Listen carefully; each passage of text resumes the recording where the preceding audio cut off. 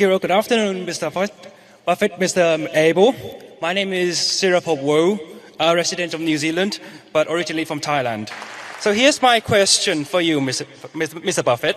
Towards the end of 2018, you mentioned that you guarantee you could make a 50% annual return if you had to start again with under $1 million. The question is, if tomorrow you woke up in the body of your body. 20-year-old American. Your body. But that's fine. And your name was now Warren a la carte. And you had some money to invest on a full-time basis. What method or methods would you use to achieve that return? Would it involve flipping through 20,000 pages of Moody's manual or similar publications? Yep. Or finding, to find sticker butts? Or would it be hunting for great companies at a fair price as Mr. Munger would? Or would it be a combination of both with opportunity cost serving as the final arbiter of which method to use, given that your investing opportunity has now broadened significantly? Thank you. Khop Kap. Good question. I'm glad you came. And the answer would be, in my particular case, it would be going through the 20,000 pages. And since we were talking about railroads, I went through the Moody's Transportation Manual a couple of times. That was 1,500 or 2,000 pages, or probably 1,500 pages. And I found all kinds of interesting things when I was 50 or when I was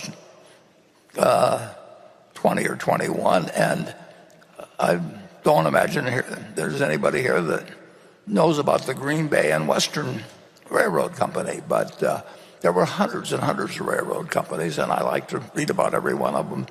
The Green Bay and Western, in those days, everybody had a nickname for railroads. I mean, that was just what Northern Pacific was, the Nipper, and the Phoebe Snow was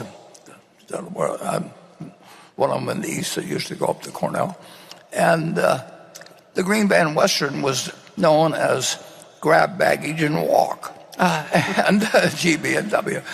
And they had a bond that was actually the common stock, and they had a common stock that was actually a bond. And, that could lead to unusual things.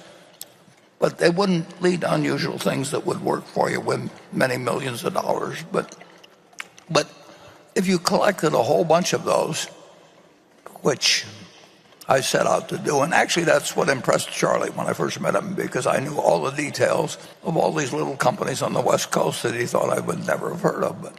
But I knew about the Los Angeles Athletic Club or whatever it might be. And he thought he was the only one that knew about that. And that became an instant point of connection. So to answer your question, I don't know what the equivalent of Moody's manuals or anything would be now, but I would try and know everything about everything small, and I would find something. And with $1 million, you could earn 50% a year. But you have to be in love with the subject. You can't just be in love with the money.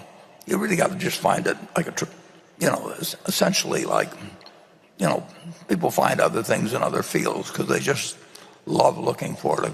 A biologist looks for something because they want to find something.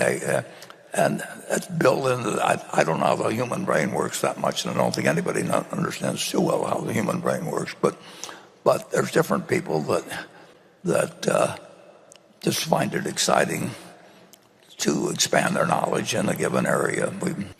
I know great bridge players. I know great chess players. Actually, Kasparov came to Omaha and met Mrs. B.